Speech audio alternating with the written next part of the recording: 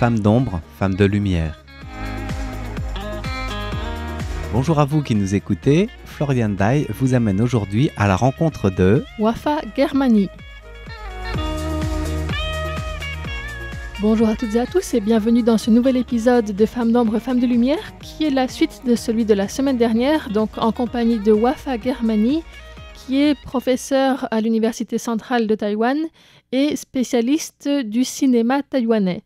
Elle nous avait partagé le début de son parcours et comment son intérêt pour le cinéma taïwanais était né la semaine dernière. Donc je vous invite à écouter cette émission si ce n'est pas encore fait et nous allons prendre tout de suite la suite de l'entretien avec elle. Et je lui avais demandé de nous partager un petit peu comment s'était passée l'organisation de rétrospectives de cinéma taïwanais en France notamment. Alors, j'ai fait des rétrospectives en France, en Suisse, en Pologne aussi, parce que j'ai beaucoup travaillé avec un festival de cinéma asiatique à Varsovie. Alors j'avoue, quand j'ai fait une thèse, quand j'ai commencé ma thèse, donc j'ai pas un parcours très très régulier, hein, j'ai arrêté, recommencé, et je voulais pas au début particulièrement faire de thèse, parce que normalement le chemin tout tracé après la thèse, c'est d'avoir un poste dans l'enseignement. Sachant la situation en France, je me dis que ça ne servira à rien. Alors, je sais que c'est bizarre parce que maintenant, je suis enseignante à l'université, mais ce n'était pas le plan initial. J'avais deux buts, en gros. Je voulais faire de la programmation. Et je ne voulais pas juste programmer du cinéma taïwanais, j'étais très ambitieuse, mais je me dis que j'y suis arrivée, donc je suis assez contente. Je voulais transformer la vision qu'on avait en France, et en Europe, enfin en France en particulier, du cinéma taïwanais. Je voulais qu'on sorte de la trinité, je mets Ang Lee un peu à part, des réalisateurs, qu'on ait l'impression qu'il n'y ait que ces trois-là et que rien d'autre n'existe. Et alors je ne sais pas si c'est parce que je suis une femme, mais je me suis dit la seule manière d'être vraiment légitime comme programmatrice, c'est de faire une thèse et d'avoir vraiment ces connaissances-là pour pas qu'on puisse me renvoyer à la figure une certaine ignorance ou un amateurisme. Je dis ça parce que je connais beaucoup de programmateurs qui sont excellents, hein, des hommes, mais qui sont pas dit qu'ils allaient faire une thèse pour pouvoir être crédibles. Mais bon, voilà. Après, non, évidemment, il y avait ce côté de légitimité, mais il y avait aussi comment avoir un prétexte pour pouvoir retourner à Taïwan et faire mes recherches là-bas et pas juste parce que j'avais vraiment envie d'y retourner, comme ça, un peu gratuitement. Donc, c'était un peu une triple... je ne sais pas combien j'en suis, mais oui, il y avait plusieurs raisons à ça. Et donc, pendant ma thèse, je me suis vraiment efforcée, parce que j'ai collaboré avec plusieurs festivals tout au long de ma jeunesse, d'encourager une meilleure connaissance et reconnaissance du cinéma taïwanais. Avant, c'est pour ça que j'ai commencé, ma première rétrospective, c'était juste au début de ma thèse, en 2010. Et j'avais proposé, alors je voulais en mettre plus, mais j'avais proposé au moins 4 films d'avant les années 80. Dont un film en tahu. Donc c'était dans ce festival qui est à Vesoul, donc à la fois dans une petite ville, mais c'est un festival qui est très, très accueillant. Les spectateurs sont très curieux, ils vont tout voir. Et à la fois le film en tahu, ils avaient adoré, ils avaient pleuré. Enfin, ça avait vraiment... J'avais aussi montré un film de 56 de propagande qui finit en chanson. Les gens applaudissaient à la fin. Le traducteur, au début, n'avait pas traduit la chanson, mais comme ils ont vu le succès, ils se sont précipités pour corriger pour la projection d'après. Et il y avait aussi ce film de Li Xing, connu, donc Oyster Girl, que moi je n'avais vu que sur petit écran avec le scope coupé. Et là, c'est un très beau cinéma à Vesoul, c'est un immense multiplex très moderne. Et donc, il était projeté en 35 mm, en immense. Et en fait, je me suis dit, mais quand est-ce que la dernière fois les Taïwanais ont vu ce film, qui est très beau, hein, qui est en couleur, c'est un des premiers films en couleur faits à Taïwan même si d'autres films ont été faits, mais développés ailleurs. Et voilà, et ça a été le premier coup. Et après, j'ai continué... grâce à mes guanxi, on va dire, en connaissant de plus en plus de gens. Et en travaillant à la Cinémathèque, j'ai fait la technique du cheval de Troie, quoi. Voilà. à faire du lobbying pendant des années, et à la Cinémathèque, et aussi auprès des distributeurs de DVD et Blu-ray, pour qu'ils choisissent des films différents, et pas seulement contemporains, et pas seulement les classiques. Donc tu l'as fait à la fois à travers des programmations, à la fois à travers la thèse et puis des publications assez nombreuses dans différentes revues, dans un livre dont Lisa parle dans son émission, plus en détail, et puis maintenant aussi à l'université. Donc depuis 2018, tu enseignes d'abord en France et puis maintenant à l'Université centrale de Taïwan. Est-ce que tu peux parler un petit peu de cette partie-là de ton travail aussi ? Oui, tout à fait. Alors, je viens d'une famille de profs, je pensais échapper à ce pli-là. Et finalement, donc en parallèle à mon travail à la Cinémathèque, j'ai commencé à enseigner à l'université, donc d'abord à Paris 3, puis à l'université américaine de Paris. Et après, j'ai eu cette opportunité de revenir à Taïwan et j'avais très envie de pouvoir revenir ici et de pouvoir continuer les recherches parce qu'en étant à plein temps à la Cinémathèque française, j'avais plus vraiment, même si on a 5 semaines de vacances en France, j'avais quand même plus vraiment le temps de faire des recherches nouvelles. Et c'était très intéressant parce que à Paris 3, j'étais au département de médiation culturelle et ils m'ont demandé d'enseigner parce que dans leur cursus, ils espéraient que leurs élèves aient un contact avec un cinéma totalement inconnu. Et c'est vrai que quand j'ai commencé à enseigner là-bas, en plus en 2018, quand je leur demandais qu'est-ce que c'est Taïwan, qu'est-ce que vous savez de Taïwan, c'était rien. Vraiment rien, et c'était pas grave, c'était normal. Roger Hoshin, jamais entendu parler. Tsai Ming-liang, je sais pas qui c'est. Enfin, et donc, je me suis aussi retrouvée avec une espèce de baffe générationnelle, où je me dis, mais enfin, Roger Hoshin, c'est considéré comme l'un des plus grands réalisateurs du monde. comment vous ne connaissez pas? Et c'était passionnant de voir comment on passait de ce rien. Et puis j'ai décidé de... Comme il connaissait absolument ni Roger Hoshin, ni Tsai Ming-liang, ni qui que ce soit, il m'a aussi fallu repenser ma manière d'enseigner. Je me suis dit, bon, comment je fais? Est-ce que je fais quelque chose d'historique? Je me suis dit, on va commencer d'abord par les faire réfléchir à comment on écrit une histoire du cinéma. Et Taïwan, pour ça, c'est passionnant parce que est-ce que c'est un cinéma national? Est-ce que c'est régional? Est-ce qu'il fait partie des cinémas chinois? Et donc ça les a fait réfléchir. Ça les a fait réfléchir aussi beaucoup.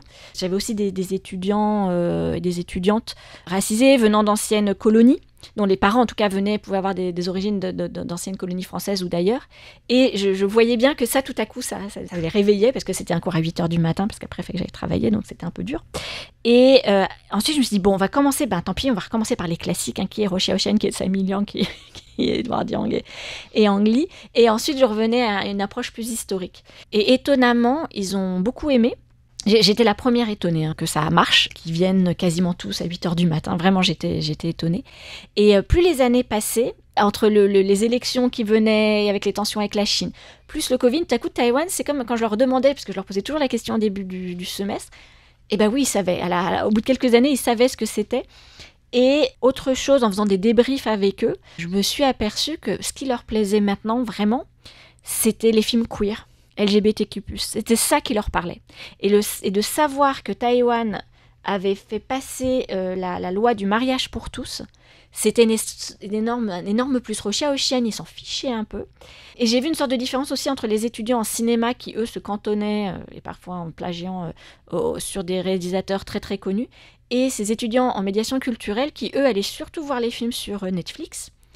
Et qui, du coup, ces films-là, qui sont Dear Ex, tournant en plein cœur, tout ce que pour moi, des fois, je trouve un peu des espèces de bleuettes. J'ai pu avoir des analyses extraordinaires, mais vraiment excellentes, et en même temps très personnelles, parce que ces films ont été très peu discutés, je pense, en anglais ou en français encore moins. Et donc, c'était très personnel. Et je crois que je crois que ce qui m'a fait le plus plaisir, c'est que pendant le Covid, il y avait une expo où on pouvait aller, enfin bon, bref. Et là, je vois une petite jeune fille avec un masque qui s'approche de moi et qui me dit « Madame !» J'étais là, mais qui est-ce? Et elle me dit « J'ai suivi votre cours. » Et elle me dit son nom, et je me souviens, c'était pas la meilleure des étudiantes, elle participait pas tant que ça. Elle m'a dit « J'ai adoré votre cours, j'adore le cinéma taïwanais maintenant. D'ailleurs, sur Netflix, il y a tel et tel et tel et tel film qui vient de sortir et que je vais voir. » Et c'est vrai qu'elle m'a dit, il y a telle étudiante qui veut aller à Taïwan, mais à ce moment-là, Taïwan était fermé. Et je me souviens que cette étudiante, oui, elle m'avait écrit parce qu'elle voulait une lettre de recommandation et qu'elle me disait, moi, je voulais aller en Corée, mais maintenant, je sais plus. Et là, je me suis dit, waouh, le cinéma taïwanais, et fort, je pense pas que moi, j'ai pas fait grand-chose, hein, mais le cinéma taïwanais, quand même, a cette capacité aussi de parler à différentes personnes. Et j'ai trouvé ça très intéressant que ma génération a été biberonnée avec le cinéma arès taïwanais, et que la nouvelle génération, ce qui leur plaît, c'est autre chose. Et c'est bien aussi, je pense que c'est un excellent outil de soft power pour Taïwan, cette ouverture comme ça. Donc c'était vraiment intéressant, j'ai trouvé. Et pour conclure, j'aimerais te demander quel projet tu as encore pour l'avenir. Projet de recherche. Alors j'aimerais vraiment continuer à programmer du cinéma taïwanais et continuer à faire connaître des films moins connus.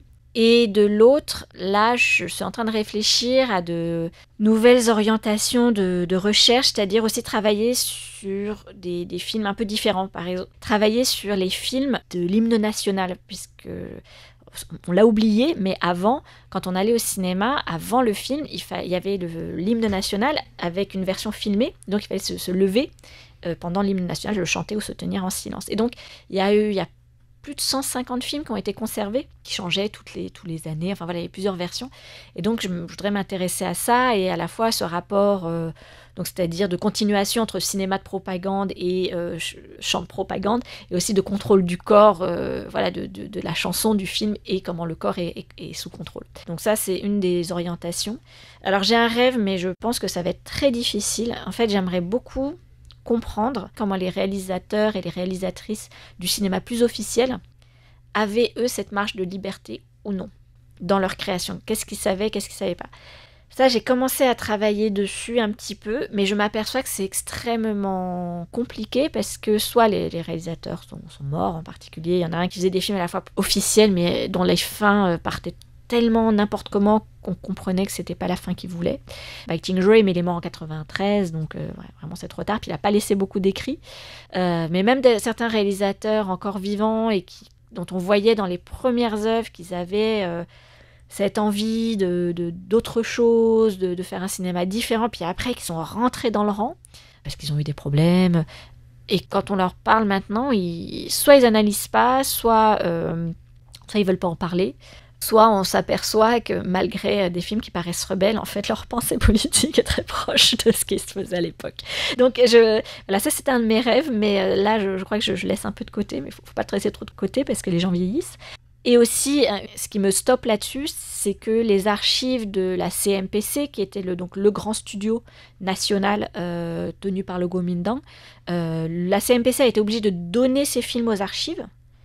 Mais apparemment, l'accord a été rédigé de telle manière que c'était que les films, et donc pas le non-film. Donc ils ont gardé toutes les photos, toutes leurs archives, c'est-à-dire les minutes de réunion, ce qui là aurait été extrêmement intéressant pour voir ce qui se faisait ou non, ce qui se disait sur quelque chose, par exemple, ça pouvait achoper. J'ai eu quelques exemples par Li-Shin qui m'a partagé quelques-unes de ses expériences, par exemple, mais voilà. Et j'aimerais bien me concentrer aussi plus sur des réalisateurs, des réalisatrices ou des actrices, enfin aussi plus sur des personnes, et comprendre aussi comment leur carrière a évolué, comment eux se positionnaient dans le cinéma. Encore beaucoup de pistes et de sujets à explorer en tout cas. Oui. Eh bien, merci beaucoup. Donc, c'était Wafa Germany au micro de Radio Taïwan International pour l'émission Femmes d'ombre, Femmes de lumière. Très bonne suite d'écoute sur nos ondes.